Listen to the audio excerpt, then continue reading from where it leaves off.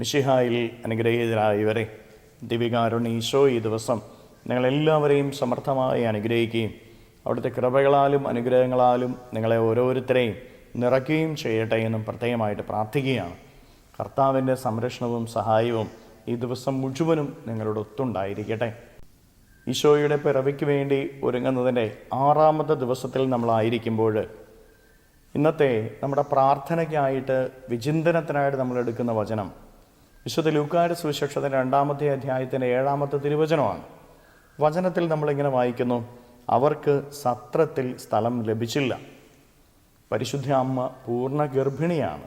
അമ്മയുമായിട്ട് യോസേപ്പ് പിതാവ് കടന്നു പോകുമ്പോൾ അവർക്ക് താമസിക്കാനായിട്ട് ഒരിടം അന്വേഷിച്ച് അവർ അലയുന്നുണ്ട്. പക്ഷേ അവർക്ക് എങ്ങും സ്ഥലം കിട്ടിയില്ല എന്ന് കാണുകയാണ്.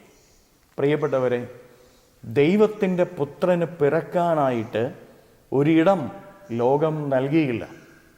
ഒരു വാതിലും അവരുടെ മുമ്പിൽ തുറക്കപ്പെട്ടില്ല. പക്ഷേ ദൈവം നിരാശനായില്ല. ലോകം ഒരു വാതിൽ അടച്ചപ്പോൾ ദൈവം മറ്റൊരു വാതിൽ തുറക്കുന്നതാണ് നമ്മൾ കാണുന്നത്. അടഞ്ഞ വാതിലുകളെ നോക്കി നമ്മൾ ആരും നിരാശപ്പെടരുത്. നമ്മുടെ ജീവിതത്തിന് മുൻപിൽ അടയ്ക്കപ്പെട്ട ഒത്തിരിയേറെ വാതിലുകളുണ്ടാവാം. പരീക്ഷകളിൽ പരാജയം, വിജയത്തിൻ്റെ വാതിൽ നിൻ്റെ മുമ്പിൽ അടയ്ക്കപ്പെട്ടിട്ടുണ്ടാവാം. രോഗത്തിൽ സൗഖ്യം, സൗഖ്യത്തിൻ്റെ വാതിൽ നിൻ്റെ മുൻപിൽ അടയ്ക്കപ്പെട്ടിട്ടുണ്ടാവാം. അങ്ങനെ ജീവിതത്തിൻ്റെ പല മേഖലകളിൽ നിൻ്റെ ജീവിതത്തിന് മുൻപിൽ പല വാതിലുകളും അടയ്ക്കപ്പെട്ട അവസ്ഥ ഉണ്ടായിരിക്കാം. അടയ്ക്കപ്പെട്ട വാതിലുകളെ നോക്കി നീ നിരാശപ്പെടരുത്. ദൈവം നിനക്കായി മറ്റൊരു വാതിൽ തുറക്കുമെന്ന് തിരിച്ചറിഞ്ഞുകൊള്ളുക. പുതിയ വാതിലുകളിലേക്ക് നോക്കുക. ദൈവപുത്രന് പിറക്കാനായിട്ട് ഈ ലോകത്തിൽ ഒരിടവും ലഭിച്ചില്ല. ഒരു വാതിൽ പോലും അവരുടെ മുമ്പിൽ തുറക്കപ്പെട്ടില്ല. പക്ഷേ പുതിയ വാതിലിലേക്ക് ദൈവം നോക്കുകയാണ്. ഇതുപോലെ നിന്റെ ജീവിതത്തിൽ പുതിയ വാതിലിലേക്ക് നോക്കാനായിട്ട് നിനക്ക് സാധിക്കണം. അപ്പോൾ നിനക്കായി പുതിയ ഇടങ്ങൾ തുറക്കപ്പെടും. നിന്റെ ജീവിതത്തിൽ അടയ്ക്കപ്പെട്ട വാതിലുകൾ ഏതൊക്കെയാണ് പരിശോധിക്കുക.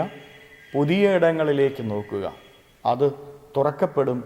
ദൈവം നിനക്കായിട്ട് തുറക്കുമെന്ന് വിശ്വസിക്കുക.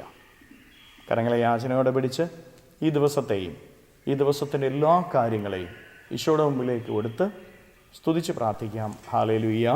ഈശോയെ നന്ദി. Hallelujah, hallelujah, hallelujah, hallelujah, hallelujah, hallelujah. കർത്താവ് ഈശോയെ മക്കളെ ഓരോരുത്തരെയും സമർപ്പിക്കുന്നവരെ അനുഗ്രഹിക്കണമേ, ആശീർവദിക്കണമേ. ഇവരുടെ ജീവിതങ്ങളിലേക്ക്, അധ്വാനങ്ങളിലേക്ക് അങ്ങ് ഇറങ്ങിച്ചെന്ന് ഇവരെ സഹായിക്കുകയും സംരക്ഷിക്കുകയും പരിപാലിക്കുകയും ചെയ്യണമേ. ഇവരുടെ ജീവിതത്തിൽ നിന്ന്, ജീവിത വഴികളിൽ നിന്ന്, അധ്വാന മേഖലകളിൽ നിന്ന് സർവ്വ തിന്മകളും ബന്ധനങ്ങളും കെട്ടുകളും നിർവീര്യമാക്കപ്പെടട്ടെ എന്ന് കൽപ്പിക്കുന്നു. ഈശോയെ, അടഞ്ഞ വാതിലുകൾക്ക് പകരം പുതിയ വാതിലുകൾ ഇവർക്ക് മുമ്പിൽ തുറക്കണമേ. ഇവരെ അനുഗ്രഹിക്കണമേ, ആശീർവദിക്കണമേ. Hallelujah, hallelujah, hallelujah. നിത്യം പിതാവും പുത്രനും പരിശുദ്ധാത്മാവുമായ സർവേശ്വരായ എന്നേക്കും ആമേൻ.